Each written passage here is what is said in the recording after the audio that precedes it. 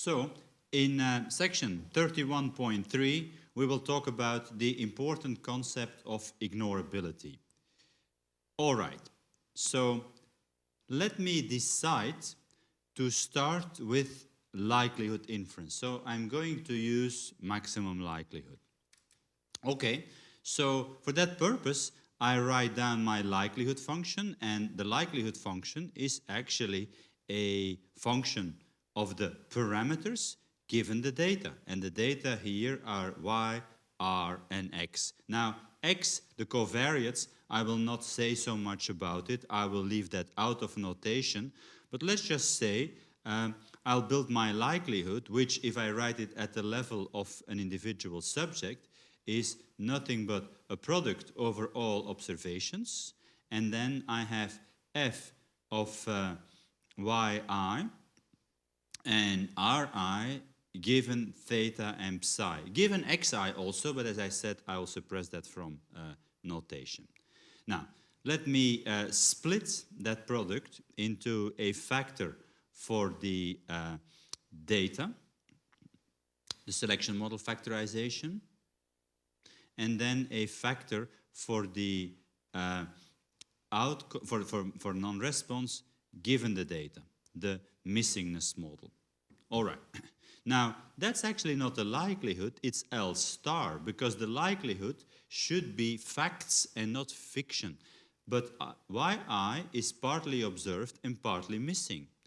And that's not good. The likelihood can only work with observed data. So in other words, the actual likelihood, and I'll write L rather than L star now, given y and r, and I'm suppressing x from notation, is equal to still a product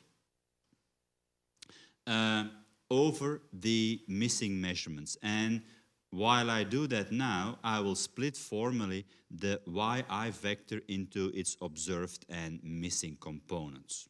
Okay. And if I give you this factor, I can ask the question, tell me how to simplify this in general, and your answer should be, I don't know. Not because you don't know, but actually because it's not really possible to do that. Why? Well, there's missing data here, there is missing data there. Good.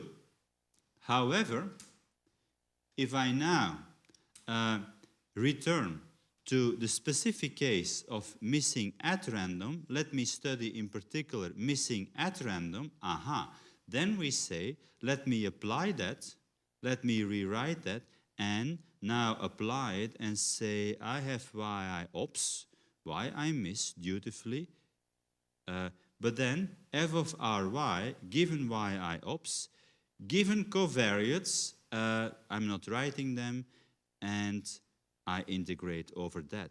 But now all of a sudden, this piece is independent of what we call the integrator. So it's a constant for YIM. I don't need to integrate over it anymore. It's not part of it. And because this is a product, I can bring it to the front or I can bring it to the back. And because it's a product, I can actually write it as this. It's an integral over what needs to be integrated, multiplied with, so that's the first factor, multiplied with, and I can write that as a product in its own right, f of ri given yi ops and the parameter. But now I look at this and say, hey, that's a simple integral because it's the joint distribution of observed and missing data integrated over the missing data. So that's the marginal distribution of the observed data. So this is, in other words, a product of f of yi ops given theta times a product, and there's nothing changed here, f of ri given yi ops and psi. And now, so this is still the likelihood. Now I write the log likelihood, which is nothing but the corresponding sum of the logarithms. Right. The product becomes a sum because it's logarithmic now. I have the logarithm of f of ri given via ops and psi. And now I'm going to calculate a score function, but that score function is going to be the score in theta. Why? Because we're usually interested in that first factor, and that first factor contains the parameter theta, which is treatment effects, time evolutions, treatment by time interactions, covariate dependencies, variance components, etc. But then I say, hey, wait a minute. This is the derivative of a logarithm, and we can do that, but I'm going to be lazy and just leave that unexpanded. I'm not going to worry about that. Plus, and then this second factor here, or the second term I should say right now, doesn't depend on theta. If psi and theta have nothing to do with each other, it's a different parameter, it doesn't contain theta, and that derivative is equal to 0. So, if I'm interested in the treatment effect, I get a score equation that depends on the observed data only. And that's the ignorability result. I can ignore the missingness factor because even if I start modeling it here at the top, I come down all the way and I find it's gone. I don't need to worry about it now. That's ignorability. That's the result we just discussed a moment ago. So let me now go back to the slides to see where we are there in terms of the slides. Then we are indeed at the result that we have just covered here, ignorability, which says the likelihood factorizes into components. And we've just done that development. So in summary, likelihood and Bayesian inference, because the same argument, and I will not give the details there, can be developed also for Bayesian inference. Likelihood and Bayesian inference together with MAR imply that you don't have to model the missing data mechanism. That's ignorability. In the frequentist case, and again, I don't give details here, such a result doesn't apply. So if you have frequentist methods, you need the stronger missing completely at random to be sure that you have ignorability. There is a very important source of confusion here. Sometimes people say, I have a frequentist method, therefore it's not ignorable under MAR. And that sounds very plausible. It looks exactly like what is on this slide, but it's exactly wrong. The arrow goes the other way. So what it says is, if you start with a likelihood method, and you are assuming missing at random, then you have ignorability. If you start with a frequentist method and you assume missing completely at random, then you have ignorability. But there could well be frequentist methods that for other reasons are also valid under MAR. I'll give you an example where it doesn't apply, one we will discuss later. That is generalized estimating equations. So generalized estimating equations are not valid under MAR, generally speaking. You need something extra. If you go to maximum likelihood, we used maximum likelihood ever since the linear mixed model. But we also used REML, restricted maximum likelihood. Well, restricted maximum likelihood is a small variation to the theme of likelihood. It's not likelihood itself. So therefore, REML is an example that is valid under MAR, and it's not because it's close to likelihood, etc. Yeah, that has to do with it, but you need to show it. But it can be shown REML is valid under MAR, even though it's not a fully formal likelihood method.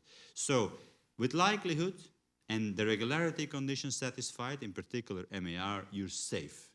Other methods, Bayesian also, other methods usually no, but there are some methods that have the saving grace property that they're valid under MAR just as well. So this is a slide we have seen before. I'm giving it again now because it summarizes now nicely what a more formal argument has told us. Likelihood and Bayesian inferences combined with the mechanism being MAR means you can really scratch out that second factor, and that's again what we have written down a moment ago. Of course, you saw that I had to assume that psi and theta have nothing to do with each other. These parameters need to be different. We call that parameter distinctness. Parameter disjointness or parameter distinctness means the parameter space of theta and the parameter space of psi are perpendicular to each other. They are orthogonal to each other. They have nothing to do with each other, in other words. And of course, a bit of a silly regularity condition, but one nevertheless, is, yeah, your interest should be restricted to theta. If you say, hey, I want to know what influences dropout. Are males and females equally likely to drop out or not? Well, you have a psi question. You can analyze that fine. Some of you can do the theta analysis, others can do the psi analysis. It's valid to do it, and the ignorability would then work the other way around, of course. Basically, what the result says is, if you're interested in theta, analyze the first factor. And if you're interested in psi, analyze the second factor. But if you're not interested in psi, which is often the case, just forget about it. And then a small caveat, I will not go too deeply into that, is, yeah, but you need to use the observed information matrix, because if you use the expected information matrix, well, the expected information matrix is you take the second derivative of the log likelihood. We did a score a moment ago, which is the first derivative. No, you calculate also the second derivative. That's the observed Hessian matrix. You invert, you get the observed information matrix. But if you take the expectation of that, you say, but expectations are actually a frequentist concept. So if you do that, you are no longer in the full likelihood framework. You've actually supplemented the likelihood framework with a frequentist concept. And that implies that your results are no longer fully formally valid. So what it tells you is, if you use maximum likelihood on missing data, you're safe, but the standard errors should really be calculated from the observed information matrix. But that's the theory. If you do not, usually the error is so small that it's not even too important to think about it. So in other words, this last condition here is put between parentheses, because while it's a true condition, mathematically, in practice, violating that condition is not a major trouble. So you don't need to worry about it too much.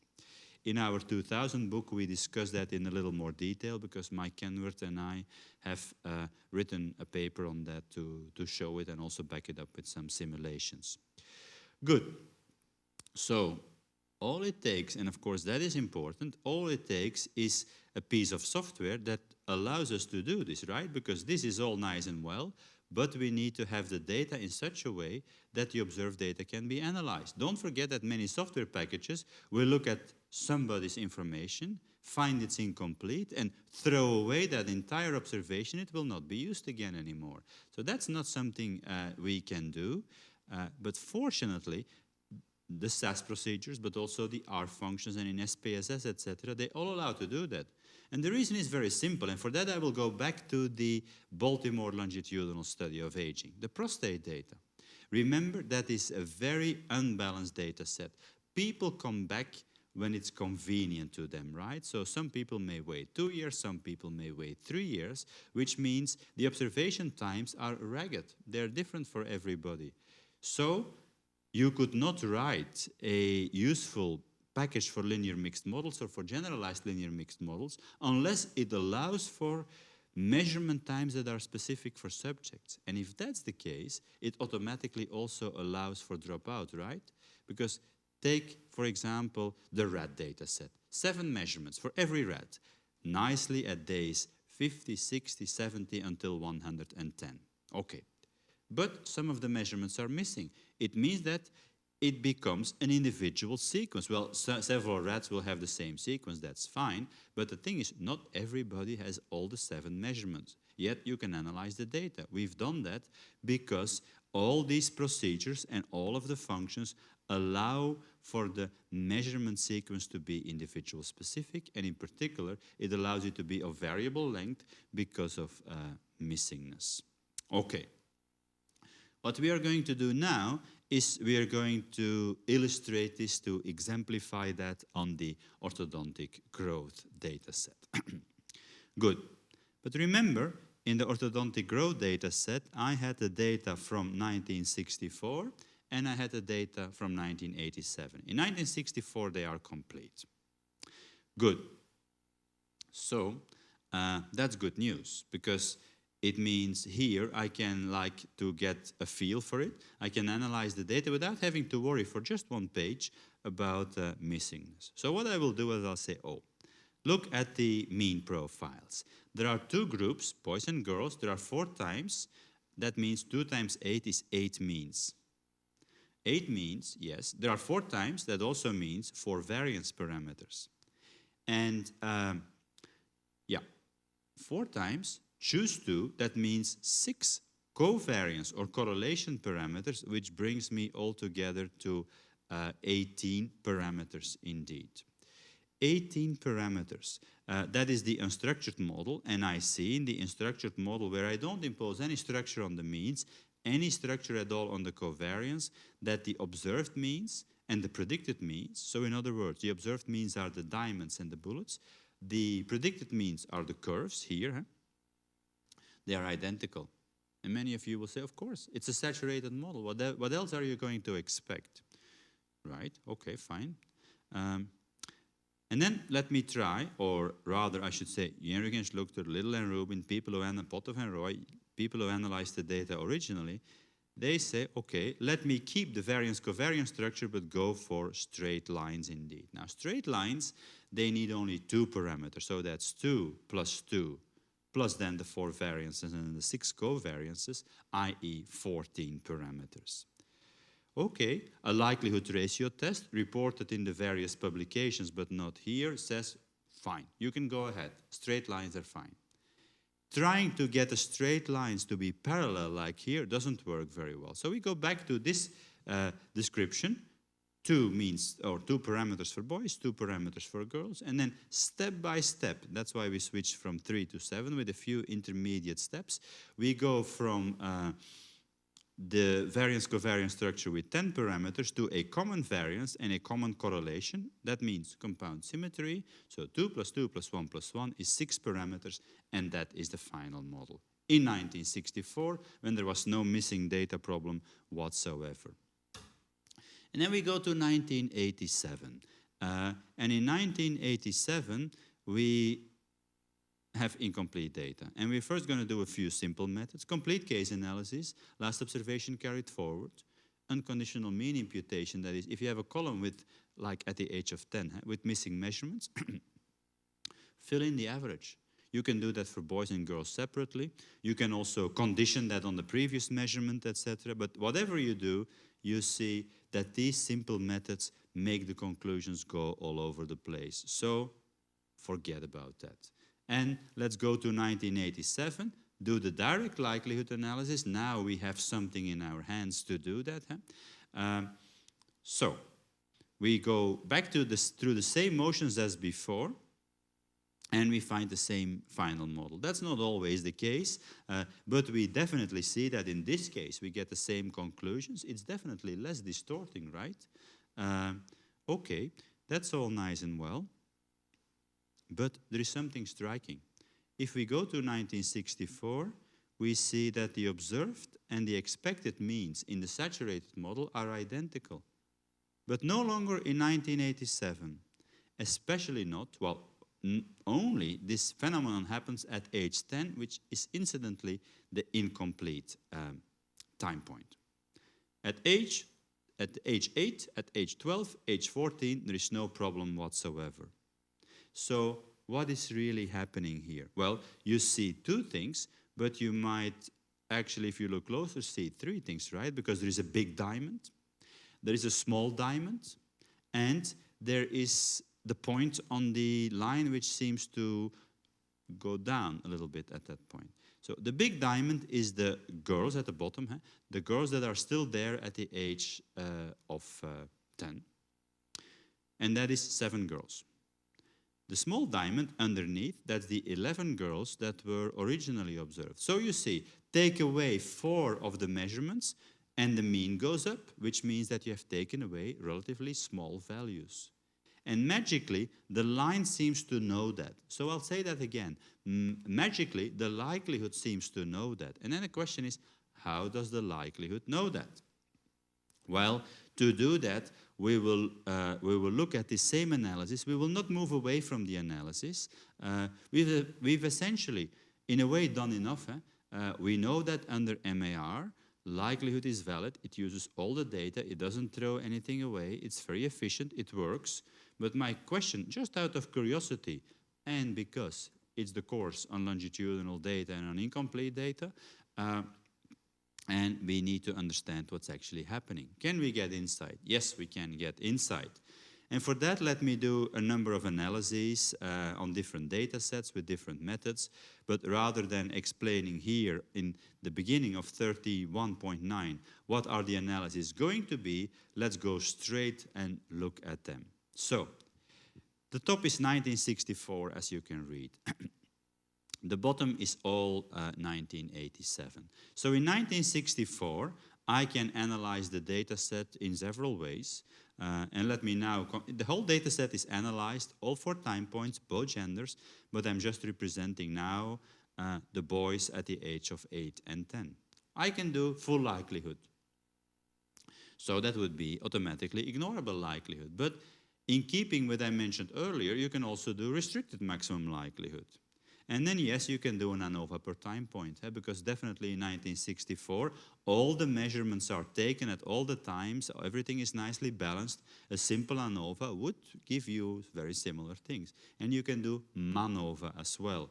Well, as it happens, look at, all the means are exactly the same. And the standard errors, yeah, that's the eternal 1 over n minus 1, 1 over n minus p thing. But other than that, you get the same standard errors, at least they converge to the same asymptotically. But this is a small data set. You only have 16 boys in 1964, and yet you get good agreement. So brief, when the data are complete and you have this kind of saturated model, whether you do maximum likelihood or you do least squares regression or whatever, it's the same. Now, if we switch to 1987, let's first do the simple methods. A complete case analysis and an LOCF have that same property as here. All the analyses produce identical results, which doesn't mean they're good analyses because, for example, the CC analyses are all identically and happily upwardly biased.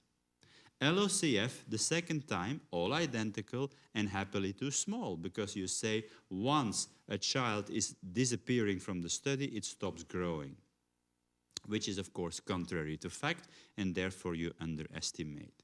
But it gets so, yeah, they're consistent with each other and all equally bad.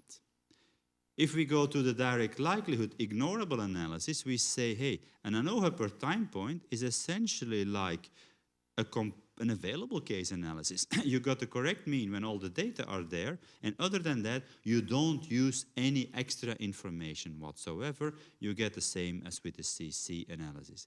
The entire analysis is not the same as CC. It's the available case analysis, like in the artificial blood pressure data where you had an increase and then a drop and then an increase again. Right.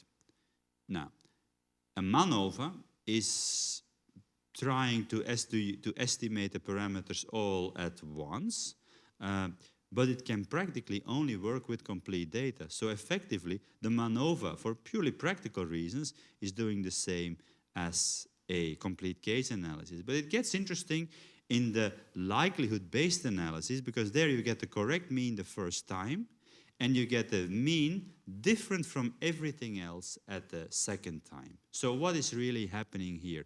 It's adjusting downward relative to CC, upward relative to LOCF, but as we have seen before, it doesn't quite get to the exact right value.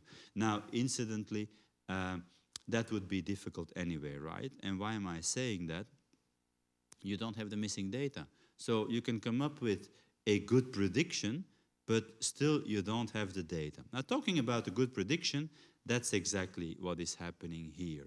And to make that clear, let's look at that very same situation again. So boys at the age of 8, boys at the age of 10, yi1, yi2, I write in other words.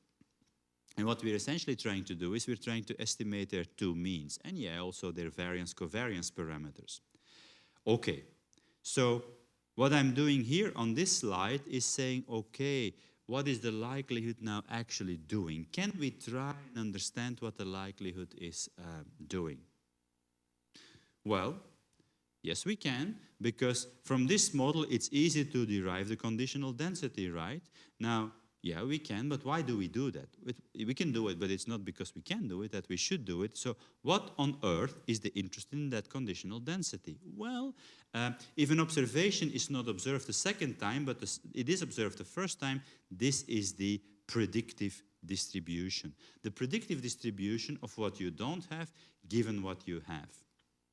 And that predictive distribution depends, so the conditional mean for y2 is a linear regression in terms of y1 with a coefficient that is proportional to something like sigma 1, 2 divided by a variance ratio, etc., proportional to sigma 1, 2, but sigma 1, 2 is the correlation between the two measurements. So that proportionality constant is going to be positive. Okay, that's all we need to know for now. And then we say, okay, what is the mean estimator for the first time? Whether you do the frequentist analysis, just the average, or the likelihood-based sophisticated analysis, the likelihood produces in a balanced complete case the sample average. The frequentist method would the second time say, okay, 16 boys, no, only 11 boys are left. Okay, the sum is over the 11 remaining boys. But the likelihood says, no. I'm using 11 data points and I'm using 5 predictions. And that's what the predictions in this case look like, if you care to take a look at them. So what is it? Y1 bar is the observed mean the first time for the 11 boys. Y2 bar is the observed mean the second time for the 11 boys. Important not for all, only for the 11 boys. Okay, and what do we know in the meantime? The boys that stay are taller. Y1 cycles through the 5 remaining boys. The 5 not observed boys at the second time. So what do we know? They're typically a bit shorter. But if they're shorter, Y1 minus Y1 bar, minus Y1 bar is typically going to be negative, right? A shorter value minus a larger value. And I mean, a child with a smaller value and a child with an average that is larger, it will be negative. So this correction will be negative. B1 is a proportionality constant which is positive. So you do calculate a downward correction. So this predictive term calculates a downward correction. Now, something to realize is mu1 and mu2 hat here, they depend on the data, they don't depend on any other parameters. But here, mu2 hat depends on beta 1, and beta 1 is proportional to the variance component, sigma 1, 2, and a few other things. So in other words, the variances intervene in the mean estimates. There is no longer orthogonality, there is no longer independence between the mu parameters and the sigma parameters. Something that we know about the multivariate normal in general, but here I say it's not true, it's only true when you have balanced complete data. Otherwise, it's not true. Does that come with implications? Yes, it comes with implications, absolutely. And we will look at that for a moment. So let's go back to the table where the analyses were just summarized. And what we're going to do is we're going to take all of the 4 direct likelihood rows, take them out this table and carry them forward 2 pages. That's then the summary that we have here. Because what I'm going to do now is I'll take the 1964 model and the 1987 model as they come from the table, so that's still the same thing. The first line here is the first line there, and the second circled line here just goes back to the direct likelihood analysis there. But then I say, let me play with the variance-covariance structure. So rather than, don't touch the mean structure, but let me play with the variance-covariance structure.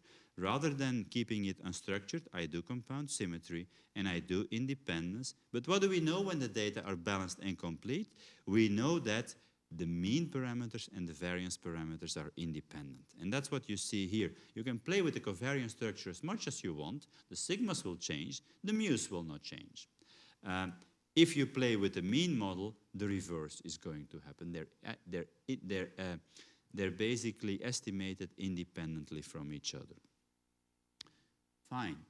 But now I'm going to look at the incomplete data, and there we see that this predictive model comes into the picture. Now, a very simple thing is just assume independence. Just assume, for the sake of argument, independence. I know it's not realistic, but let's do it. Well, beta 1 is proportional to 0 now. It's 0. This thing goes away, and there is no correction anymore. At the second time, there is no predictive correction anymore from the first time. And we see that, right? Under independence, we have nothing but the complete case analysis. Compound symmetry says all correlations are equal. And what it comes down to, without going into detail, is the previous measurement and the next measurement for the middle measurement missing are equally important. So compound symmetry in this case will pretty much calculate a proper average of the preceding and the following measurement, and guess what? You come very close to the value you have here. So yeah, why was this value a little bit too low? Well, that has to do with small sample variability. No downward bias, definitely no upward bias. It has to do with sampling variability. The reason is very simple. This predictive model, first of all, we know it needs to be correct, but even if it's correct, it's based on parameters that have to be estimated. Now think about the girls. There are 11 girls, 7 are complete. Well, this predictive parameter is estimated on a very small sample size. It's almost a miracle that we still do so well, but definitely if the sample size is going to increase, you will see these fluctuations under MAR to stabilize, and you will often get very good predictions indeed. But there is the caveat that your predictive model needs to be correctly specified, and that has people made to think about a method and say, should we really rely only on likelihood, or would it be better to also have methods where that predictive distribution, that predictive model is not so prominent and not so important? And yes, that has led people to use, for example, weighted estimating equations. But that's not coming next yet. You will have to wait for that a little bit. We're not done with this guy so far. Okay. This is a graph of those models here put nicely next to each other. And again, think of what I said in the context of the depression trial. Graphs are dangerous with missing data. Well, look at the girls now in this case, the 4 means. The 4 observed means on the incomplete data set. Well, one of the models, and that's the model 8 version, the last one here, reproduces the observed means perfectly, and therefore it's a bad model, not a good one, because the observed mean is not reliable. We have actually taken away 4 out of 11 children in the girls group. We have taken away 5 out of 16 in the boys group, but not just purely randomly. We didn't throw darts at it. They actually took away low values and kept in high values. This is why this observed mean is actually biased upward, because we have based it on not a good subset of the data. But a model that faithfully reproduces a poor mean is a poor model, and that's what's happening here. No, it's a model that says, I'll use the data, but for the missing data, I'll use the best possible prediction for what is sitting around. That's exactly what is happening here. So the likelihood is taken into, the likelihood is actually saying, if you have a measurement for a child at the age of 8, which is low, and a measurement for a child, that same child, at the age of 12, which is low, and you know, for example, it's a girl, you can use that to say, indeed, I also expect a value at the age of 10 to be low. So that predictive model is what the likelihood is using. The likelihood doesn't start to talk about it and come up with a philosophy. The likelihood uses the information in an optimal way. Whatever is available in the model will be used, of course. Okay, that's it for the time being in terms of theory of direct likelihood estimation. And my question now is, if I want to apply it in practice, what should I do? So take a data set. I gave an example already before in the context of the ARMD data. Take a data set, for example, the GROW data set about which we are talking, and then you say, okay, the first child, which is a girl in group number 2, has all the 4 measurements available. But child number 3, I'm not presenting them all, of course, has only 3 measurements. In 1987, 1 measurement was missing. Well, for model 1, this is potential SAS code for model 1 in 1964 and in 1987. You heard it well. Exactly the same code can be used for the complete and the incomplete analysis. No additional work.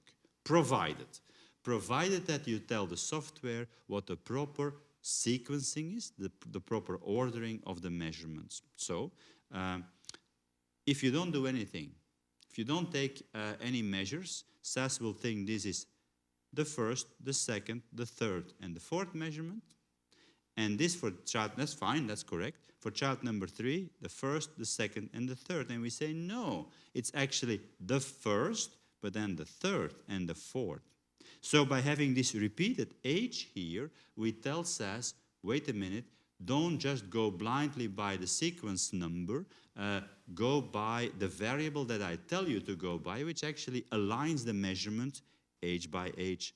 And the third one here will be alignable with the fourth one there as it should be. There's only a little problem. That variable here in the repeated statement should be a class variable.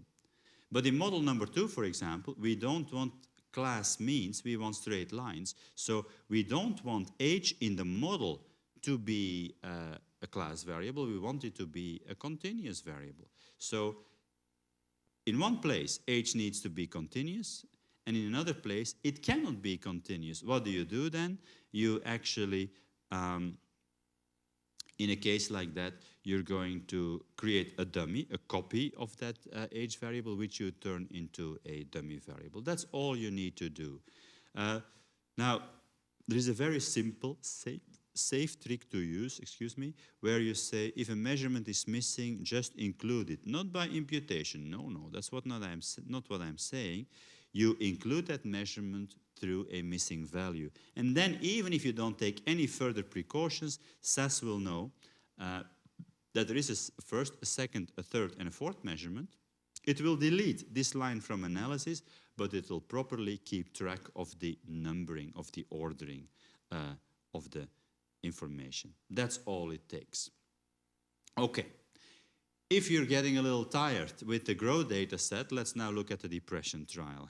And in the depression trial, we can do a direct likelihood analysis in the spirit of where we are. We can also do a complete case analysis and LOCF.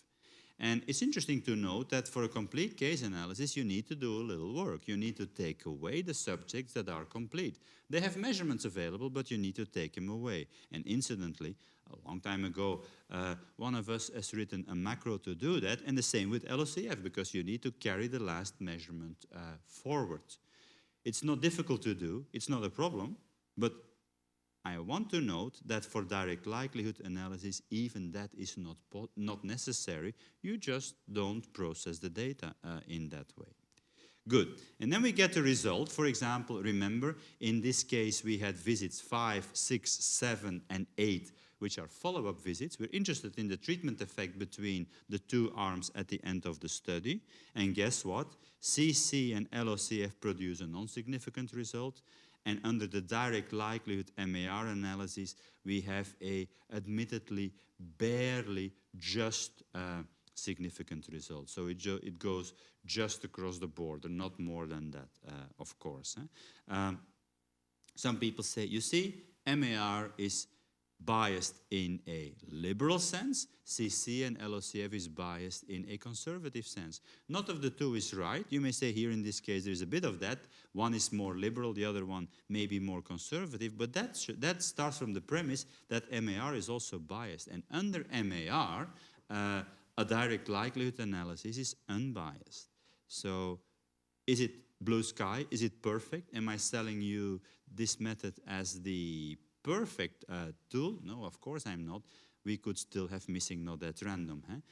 If you can't wait, look forward to the lectures on missing not at random, on sensitivity analysis in other words, but for now, just keep in mind that we should never forget missing not at random. Okay. Good, that brings me to the end of chapter 31. We will not immediately go on to new material in chapter 32, but there we will review the concepts using the age-related macular degeneration trial.